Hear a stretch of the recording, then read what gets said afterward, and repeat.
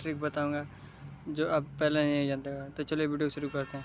कुछ लोगों को मोबाइल में ऐसा साउंड आता होगा, किसी भी ऐप को ऑन करने से या ऑफ करने से ये ऐसा साउंड आता होगा। तो चलिए मैं आपको इसका एक ट्रिक बताता हूँ। तो पहले हम अपने मोबाइल की सेटिंग में चले जाएंगे।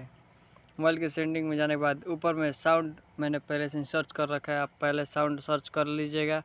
फिर उसके बाद स्क्रीनशॉट साउंड को एक बार टच करने के बाद देखिए लिखा है टैप साउंड, इसको हम ऑफ़ कर देंगे तो मेरा साउंड नहीं आएगा। और स्क्रीन लॉकिंग साउंड, यदि हम स्क्रीन लॉक करते हैं तो हमारा एक साउंड आता है, उसको हम ऑफ़ कर देंगे तो साउंड नहीं आएगा। स्क्रीनशॉट साउंड, जब हम स्क्रीनशॉट लेते हैं किसी भी चीज़ का तो हमारा साउंड आता होगा, तब इसको भी ऑफ़ कर देंगे तो हमारा साउंड नहीं आएगा।